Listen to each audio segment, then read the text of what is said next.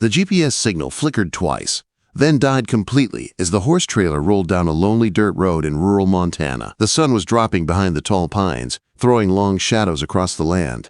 Frank Miles tightened his grip on the steering wheel, knowing something wasn't right. He checked the delivery papers again, hoping he'd read them wrong the first 3 times.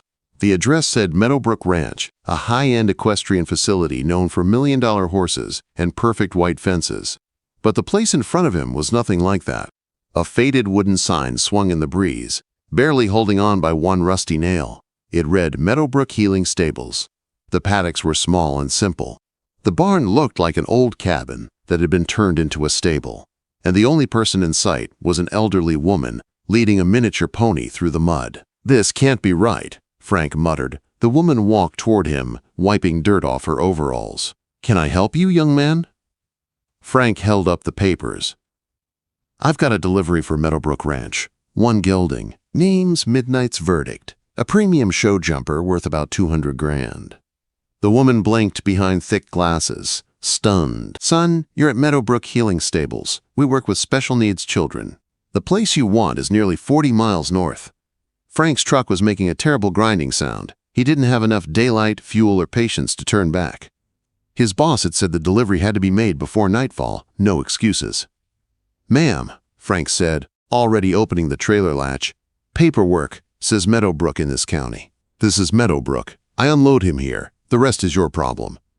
Before she could argue, the trailer door swung open, and then she saw him.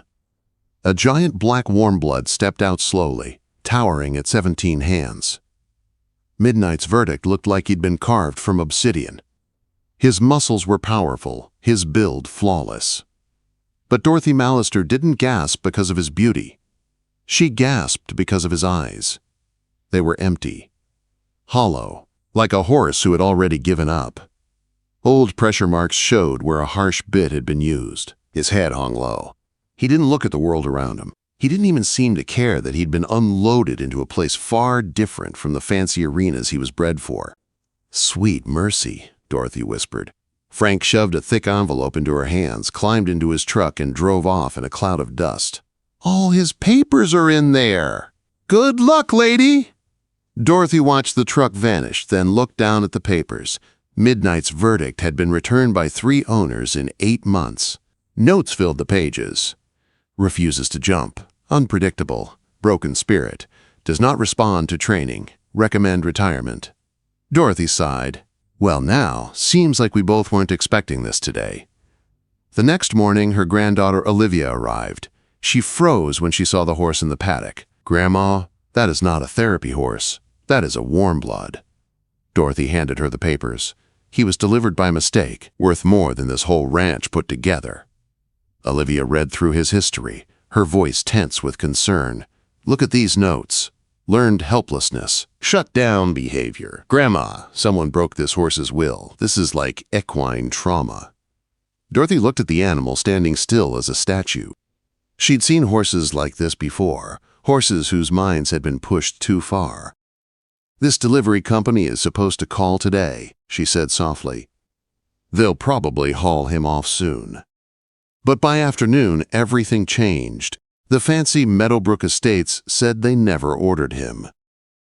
The horse's real destination, California, had fallen apart because the buyer went bankrupt. Midnight's Verdict's owner, Sterling Moore, was overseas and unreachable. So basically, Olivia said, nobody knows what to do with him. Dorothy exhaled, slowly. "Then he stays here until someone figures it out." That evening, something happened that neither woman could explain. A 9-year-old boy named Wesley, one of Dorothy's therapy students, wandered away from his usual routine. He walked straight to the paddock. Before anyone could react, he climbed through the fence and stood in front of the massive horse. "Wesley!" Dorothy rushed toward him, heart pounding. But then she stopped. Midnight's Verdict slowly lowered his huge head until it was level with the boy's face. Wesley gently placed his tiny hand on the horse's nose. The world went silent. For 5 whole minutes, neither of them moved. 2 quiet souls, one human and one horse, simply understood each other. "You're sad," Wesley whispered. "I'm sad sometimes too. But it's okay here. Dorothy's breath shook in the horse's eyes. Just for a moment, something flickered. Not joy, not fear, but life. That night, Dorothy couldn't shake the feeling that this horse had been delivered here for a reason. So she left a message for the horse's owner. "Mr. Moore, your horse came to us by mistake, but I think he needs what we do here. And I think our kids might need him too. Let him stay for a while." 3 days later, permission came, and the healing began. Dorothy didn't ride him, train him, or push him. She simply talked to him. Olivia observed him. The children approached, slowly, gently. The horse didn't react. Until the day Wesley returned. He sat in the grass and drew pictures. Midnight's Verdict watched him quietly. Then, inch by inch, the giant horse stepped closer and stood over him like a shelter. "He likes you," Wesley said. "You should stay here forever." For the first time, the horse's breathing changed. His ears relaxed. His body softened. The spark inside him was growing, and nobody knew what would happen next. The transformation didn't happen all at once. Midnight's Verdict spent his first week at Meadowbrook Healing Stables, drifting through his days like a ghost in a horse's body. He ate. He drank. He walked when Dorothy led him. But he was still somewhere far away, trapped inside whatever memories had broken him. Dorothy didn't rush him. She simply sat outside his stall each morning with her coffee, telling him small stories about her day, or the weather, or the children he would meet. "Healing takes time," she said softly. "I'll wait as long as you need." By the second week, the children began asking about the new horse. Dorothy was strict with her rules. Only one child at a time. No sudden movements. Always supervised. Most of the kids approached carefully, sensing something different about him.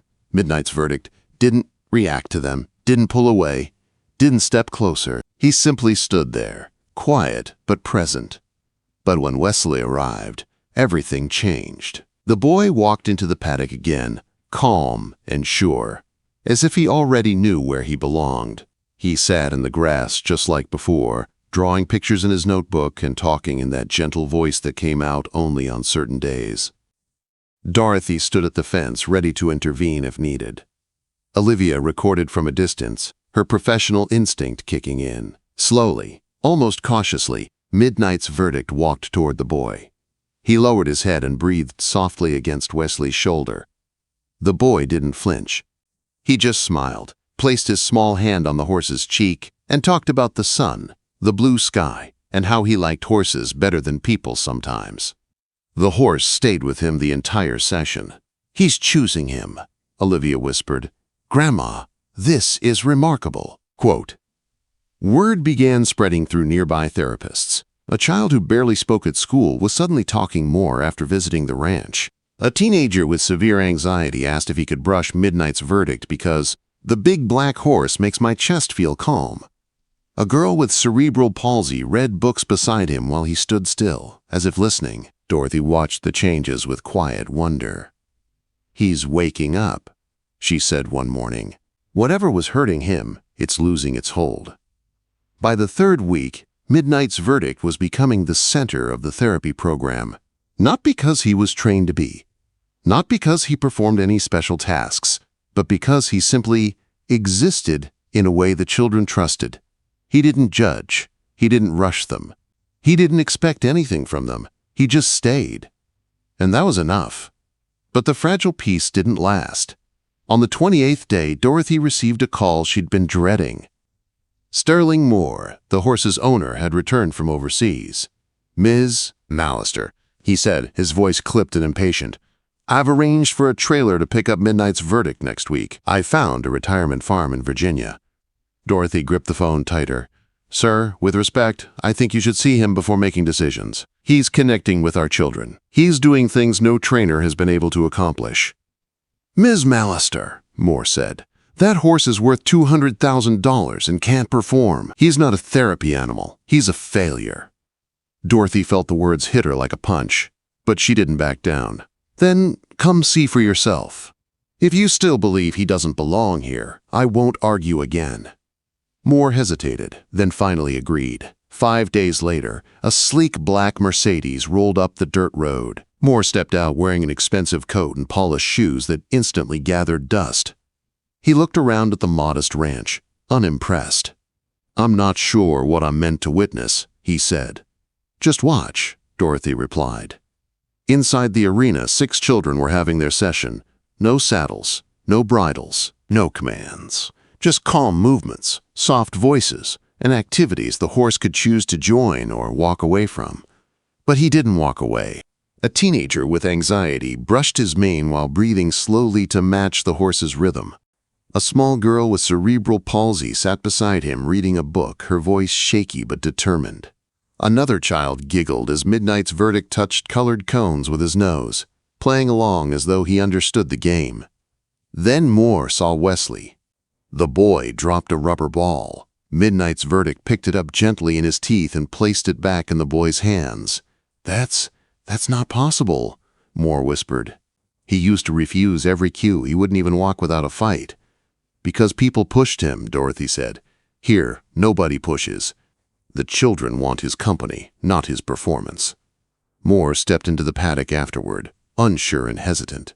Midnight's Verdict turned toward him with open curiosity, not fear.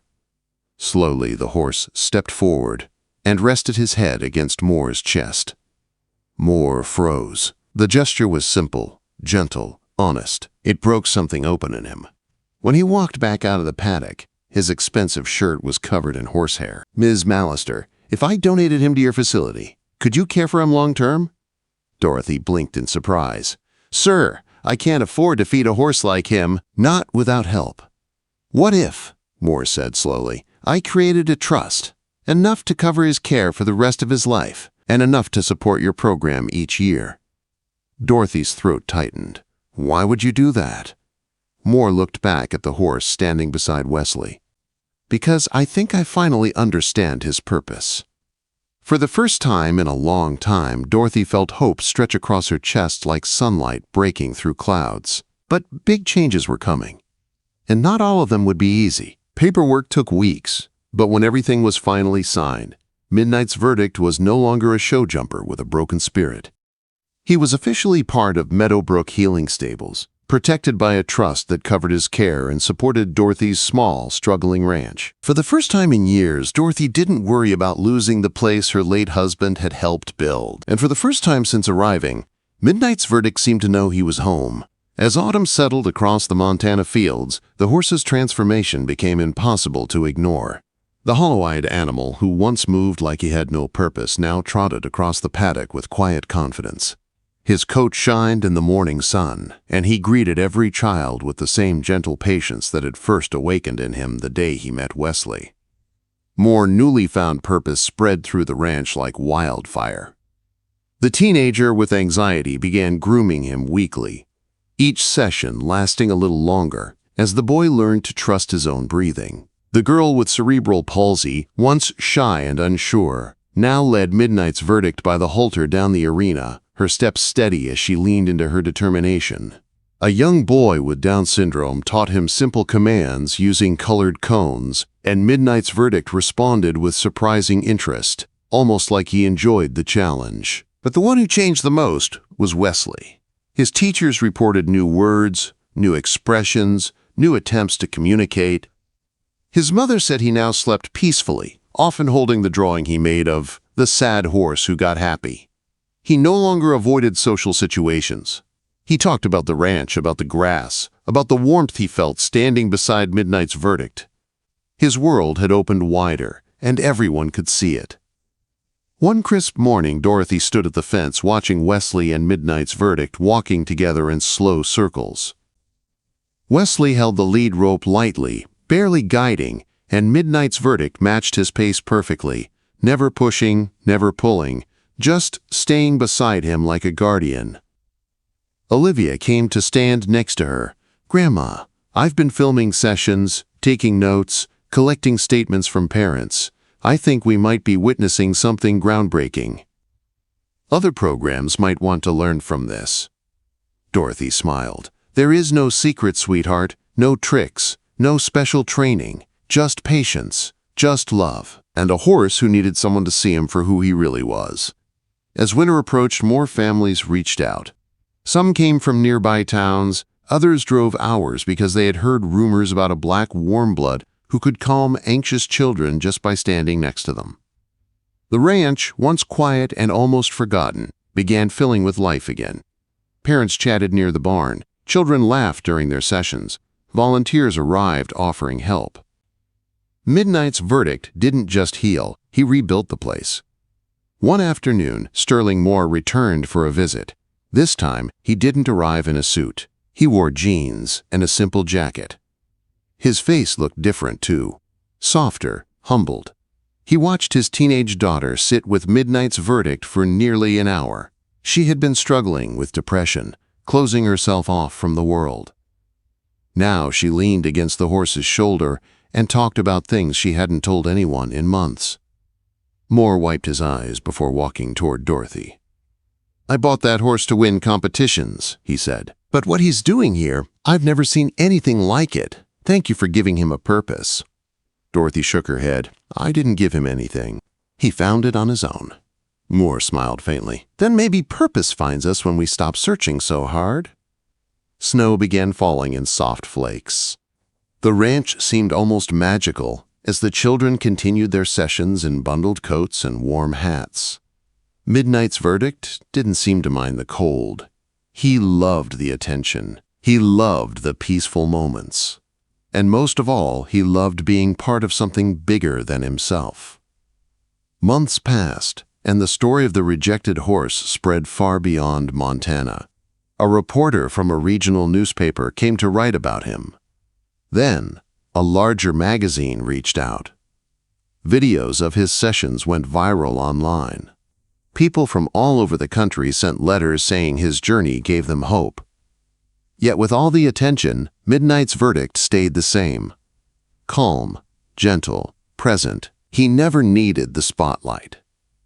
All he wanted was to stay near the children, who had healed him as much as he had healed them. One evening in early spring, Dorothy stood at the paddock fence, watching Wesley work with Midnight's verdict.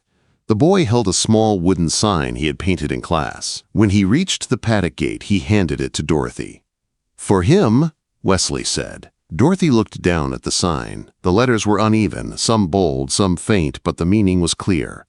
The right place horse. Dorothy felt tears sting her eyes. "It's perfect, sweetheart."